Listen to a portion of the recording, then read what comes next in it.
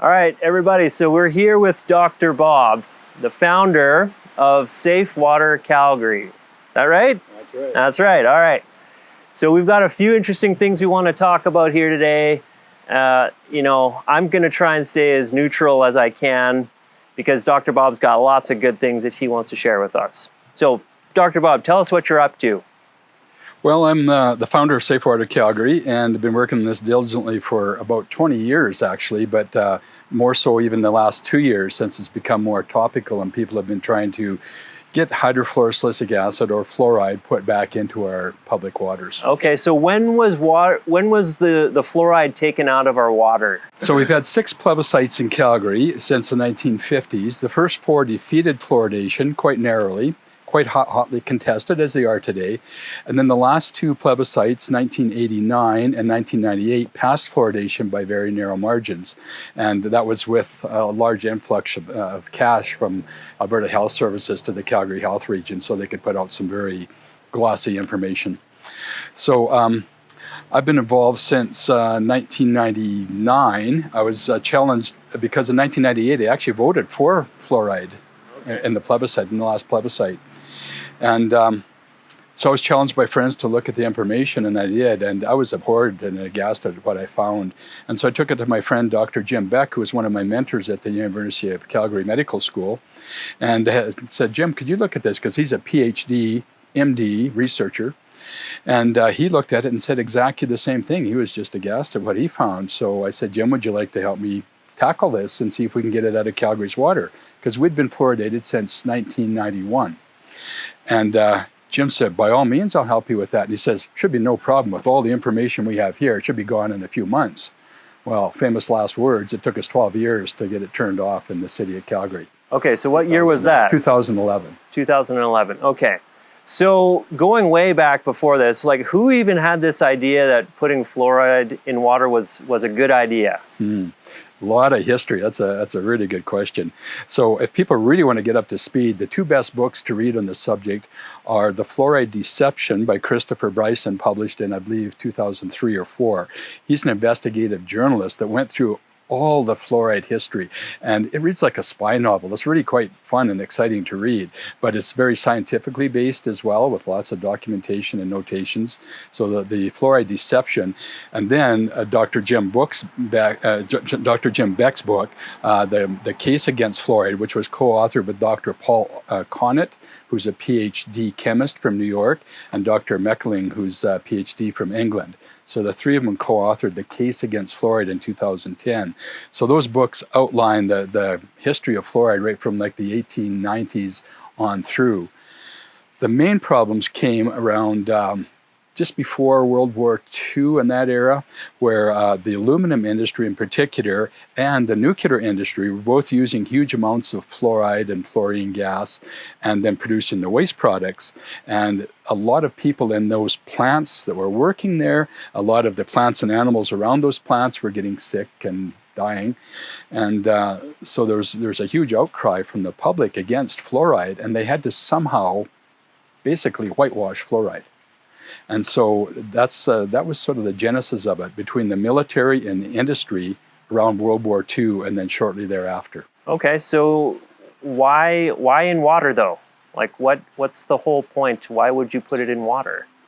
Well, one of the early researchers found in the States, I believe it was Dr. Hodge, Harold Hodge, found that there's certain places in the United States that had a lot of brown speckled teeth in their kids and young adults. And but they were more resistant to decay, and so he started studying it and found it was actually fluoride that was causing this, causing the brown speckles and spots, but it was also resistant to decay. So that's where it started on the dental and medical side. So was this naturally occurring fluoride at that time, or was it fluoride added to the water where? For the most part, it was natural fluoride at that time, and that's what they studied with, or started to study with. But then they found, industry went, we've got a solution here. We have a problem that we have to dispose of this highly toxic material that's more toxic than lead, almost as toxic as arsenic. But we have to dispose of it somewhere, and it's going to cost us thousands of dollars a ton to dispose of it in a proper disposable facility. And so maybe we could convince people to dispose of it in their bodies.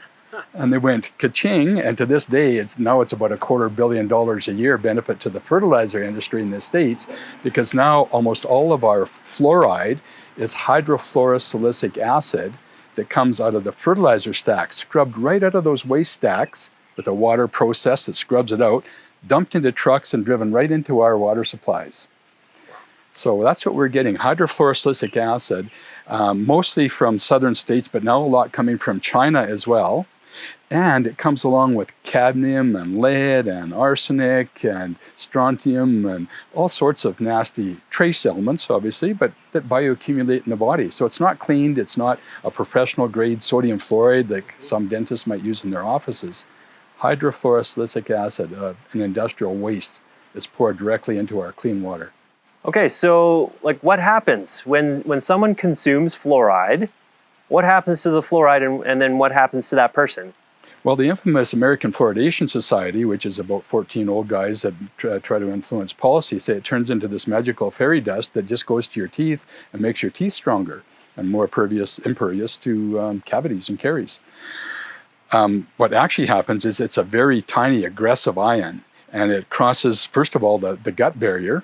The microbiome in the gut is affected, goes into the system very readily, crosses the placental barrier. If you're a pregnant woman, it crosses readily into the placental barrier and into the fetus. And it also crosses the blood-brain barrier, which is meant to protect our brains from toxins and nasty things. So it gets into virtually every cell, every organ, every system in our body, and adversely affects almost every one of them. So doesn't our body work through it eventually, though? Like, is it something that stays, or, you know, we're pretty efficient machines. We turn over our cells every few years. You know, what happens? So we've developed some ways to deal with fluoride over the last handful of years that it's been around, or decades. So our kidneys filter out about 50% of it. Much less so in kids. Maybe 20% of it's filtered by the kidneys in kids, but in adults about 50%. So we pee it out. But the other 50% or 80% in kids goes into bone. Most of it's sequestered in bone, but some of it goes into the brain. Calcification of the pineal gland in the brain is one of the problems. Affects the neurological system, and as I said, every organ and system throughout the body. So it doesn't come out. Stuff that goes into bone, 50% doesn't come out. No. 50% doesn't come out. Even when the bone turns over, it stays? There might be a little that comes out, but basically it builds and sequesters over a lifetime. Wow. Okay. And makes bone thicker, but weaker. As doctors, that's a good anecdote right there. As doctors, we used to use fluoride, small doses, not that large a dose of fluoride, orally to treat osteoporosis about 30, 40, 50 years ago. And it made bones thicker. We went, yippee, that's great. We're going to treat osteoporosis. After several years and longer studies, we found out that those thicker bones were actually weaker and more susceptible to fracture. So we quit doing that very quickly. In your opinion, is there any safe amount of fluoride that you can take into your body? Well, in my opinion, no. And the reason for that is that the pro-fluoridationists always talk about concentration. So they've gone from 1.2 parts per million being safe and effective to 1 part per million to 0.8, and now it's 0.7 parts per million in most places. It's rubber stamp, safe and effective. But concentration, as I'm sure you know, and most medical people should know, is very different from dose and dosage. So if we had a 100-pound woman here who's running marathons and drinking 10 glasses of fluoridated water a day, you and I in our nice warm offices are just drinking 1 glass of water a day. So she's getting 10 times the dose that we're getting. Right. But the other thing is the amount, the dose. Yeah. But the dosage is the amount of drug per kilogram of weight. She's half the weight of you and I, so she's getting 20 times the dosage. Right, and if like a baby or something was drinking formula or something like that, wouldn't that prepared, right? Yes, with fluoridated water. That's where we really get into the issues, because if you look at the say the toxic dose for an adult, a standard size 70 kilogram adult, well, a 30 kilogram child is getting the same amount, but their toxic dose is going to be half. The toxic dose for a baby is going to be way less. The toxic dose for a fetus is going to be tiny. So the pro-fluoridationists just don't consider that. We're giving toxic doses. Breast milk, a woman's breast milk is a very good indication. The amount of fluoride that an infant would get that would be bottle fed with fluoridated water is about 200 times what a baby would get through breast milk, breastfed from a mother. So if we have fluoride in our toothpaste or something, is that the same as drinking the fluoridated water? Well, a good analogy there is that we don't drink our sunscreen, we don't drink our mouthwash, we don't swallow it. We don't swallow Botox if you happen to get that. It's on the skin, it's topical. Why would we swallow fluoride when the application, when the science is out there that shows that it's topical, that it's effective? So to swallow something that's effective topically just doesn't make sense to me. If I'm not getting my fluoride from my water, then where am I getting it? Because isn't it something that I need? Absolutely not. Fluoride is not necessary for a single body function, not necessary for anything. If Elon Musk took all the fluoride to Mars, we'd be a lot healthier and happier planet. So fluoride is effective topically for teeth, perhaps, with the studies that have been done, but to swallow that very volatile, very active and aggressive little ion that affects every cell and every system in the body is just not necessary. It's not a nutrient, it's not a vitamin, it's not a supplement, it's not a food. It's a medicine that's used to treat caries and cavities, and we do not need to swallow it. So Dr. Bob, what about other places? Like, are we crazy here not having fluoride in our water, or are we crazy putting fluoride back in the water? Well, the pro-fluoridationists might like to make it sound like we're the outliers here, that we're the kind of the rebels in Calgary taking fluoride out, and that's not the case. 95% of the world does not fluoridate. 95%. 97% of Europe doesn't fluoridate, and they're so progressive in so many ways. And they've looked at water fluoridation and said, ethically, morally, scientifically, no. For many years, decades in Europe, 97% of Europe doesn't fluoridate. Right next door to us in British Columbia, over 98% not fluoridated. And yet British Columbia boasts of having some of the best kids and teeth health in the country. 98% of Quebec doesn't fluoridate. Their teeth health is good too. So no, it's not essential, it's not necessary, and most of the world doesn't fluoridate. So why should we do it in Calgary? Underprivileged people that are underserved communities that maybe don't have access to care and dental care in specific, and they want fluoride in the water because they believe it's gonna help their teeth and give them a better chance at success with their oral health. Isn't there another way to do this than putting fluoride back in the water? There's a lot of other ways to do that, and I know some dentists are aware of those, not all. So just to touch on the poor, though, I've advocated for the poor for over 4 decades with anti-poverty and medical campaigns, immunizations and such for the poorest around the world. And if this helped the poor, I would be all over it. But it's actually more detrimental to the poor.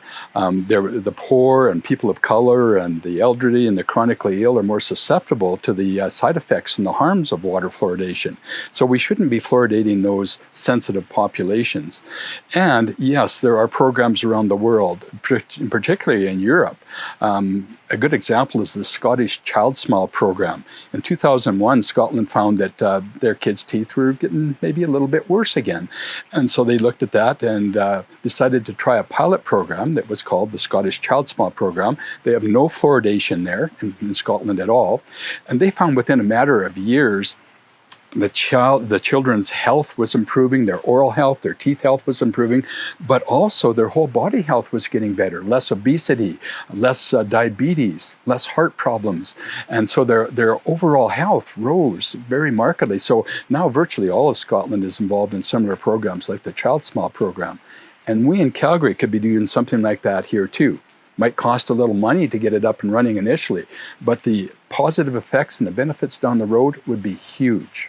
So what would a program like that look like? Like what would actually happen in the community? You can roll it out in a number of ways, but it primarily starts with educating and working with the kids that are 2 and 3 years old and teaching them about their teeth and about their mouth health and their overall body health as well, and how to brush and how to use fluoridated toothpaste, and you get your regular checkups at the dentist, and maybe even use some varnishes or some sealants or whatever. It doesn't matter which route you want to go. There's a whole lot of different ways you can tailor those programs. But the overall benefit is just huge and so cost effective. And we're not putting a toxin or a poison in everybody's water and telling them to consume it. I grew up in Saskatchewan, and it was a fluoridated community. I grew up in Regina, specifically. And also, I have to admit that I would sneak toothpaste from the bathroom, and I would eat it. I would like swallow it, because to me, it was delicious. So why not? Bubblegum flavor, right? Yeah, who wouldn't? And so consequently, when my permanent teeth came in, I had little spots on them, white spots, a couple little brown spots. And it wasn't until later that I learned that it was something called fluorosis. So what does that mean if someone has fluorosis? So fluorosis is the first visible sign of overdose of fluoride or fluoride toxicity. And so if it's showing up on the teeth, what's it doing to other parts of the body? But the fluorosis itself is becoming a big problem. The pro-fluoridationists back in the day, in the 1950s, when these studies first came out, guaranteed us that we wouldn't see anywhere near 10% fluorosis. Now in the United States teens, it's over 50%. Some studies show as high as 60 or 65% fluorosis in American teens. And that's because the United States is 75% fluoridated. So fluorosis is the actual spots, like you mentioned, the modeling of teeth. And the majority of fluorosis is mild, very, very mild to mild, and so it probably doesn't have to be treated. Some teens might not want to smile with white spots in their teeth, but other than that, it doesn't have to be treated so much. But you get into moderate and severe fluorosis, and that's where the problems and the costs come. The fluorosis can actually break down the enamel in severe fluorosis and cause huge problems. I've talked to dental friends that have charged tens of thousands of dollars to fix moderately or severely fluorosed teeth in Calgary. After, we pour yourself a cup of water, you drink half of it, because no one ever drinks the full thing, and you pour the rest down the sink. What happens to the fluoride in that water that goes down the sink? Or what happens to the fluoride in the pond, or the fluoride that we wash our cars with, or that we bath in, or we flush our toilets with? So about 99% of fluoride is not ingested, is not used. So it's water is a very poor vehicle for delivering a medication. Aside from the fact of dose and dosage that can't be controlled that we talked about earlier. If you came to me as a doctor and I said, well, here's some medicine for you, here's 100 pills, you take one of them and throw the other 99% in the Bow River, I don't think you'd be very happy with me. And conversely, if I gave you that prescription for 100 pills, you went to the pharmacy and the pharmacist says, well, I'm just going to keep 99 of these pills and I'll give you one. Not a very effective way, is it? No. What are some of the potential systemic risks with consuming fluoridated water?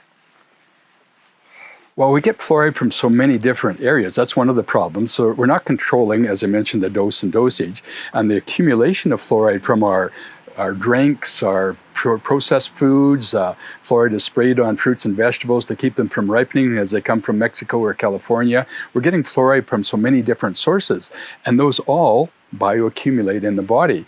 And some of the newest studies that are out are still being ignored by the pro-fluoridationists, unfortunately. There's some excellent studies out there now that have been done with a lot of Canadian researchers collaborating with American and Mexican researchers, showing neurotoxicity, damage to a child's brain. So if a mother is in an area that has fluoridated water, equivalent to what we use in Canada and the United States, there's studies now from 2017, 2018 showing that there can be a loss of IQ between 4 to 7 IQ points in a child. We're damaging a child's brain to perhaps save one half or one cavity in a lifetime. It's just not right. And then there's good studies now, Malin and Till have come out, Canadian researchers have come out with studies showing thyroid damage. And so about 20% of Canadians are iodine deficient, and people that are iodine deficient have very, very much problem with fluoride and thyroid glands. So bone studies, fluorosis, neurotoxicity, thyroid damage, the studies are starting to come out now. People are starting to get funded for them, and we're going to see more and more of those. July of 2019 here, there's some action happening in the city in terms of fluoridating the water or not. So tell us about that. Tell us what's happening. So we've had fluoride out of the Calgary, as you know, for the last 8 years, since 2011. There's been a couple of counselors working behind the scenes with the public health people at the University of Calgary to try to get this back on the agenda. And they're using a very faulty study from 2016 by Dr. Lindsay McLaren to show that Calgary's kids' teeth are worse than Edmonton's kids' teeth. That study did not show that. Dr. Lindsay McLaren, believe it, admit that. So what has happened in February of this year, February 24th, the O'Brien Centre of Public Health at the University of Calgary is given the mandate to review all the literature on water fluoridation and to report back to the City of Calgary by the end of this month, by the end of June. And then on July 24th, the city will be presented that report by the O'Brien Institute of Public Health, and then City Council will have to decide whether they want to revisit water fluoridation and perhaps make a motion to reinstitute it and to re-inject it back into our waters. So what can we do as citizens and people that live in Calgary? Like, what's our job? There's lots of things you can do. That's why we've developed and really strengthened Safe Water Calgary. So for a start, you can go to our safewatercalgary.com website. There's lots of good science on there. There's actually an excellent video right on the home page called Fluoride 101 that everybody should watch. 12 minutes long by a Portland dentist. It is so good. It debunks a lot of the myths around water fluoridation, explains a lot of it. But on that website is also links and contacts where you can contact your city councillor, send a message to all the city councillors and to the mayor, who's pro-fluoride, by the way, and just make sure that you let them know, let them know that we don't want a highly toxic chemical in our public waters. We don't need it. There's other alternatives. It's a human right to have clean water. It's not necessary for a single body function. So go to our website, safewatercalgary.com, go to the Fluoride Action Network website, which is fluoridealert.org. They have a huge amount of science on there. All right, well, thank you, Dr. Bob, for hosting us today and sharing your thoughts and your research and your ideas on this very important subject, because it's going to affect all of us, and so we appreciate everything you're doing. You're quite welcome, and thank you for your interest in it.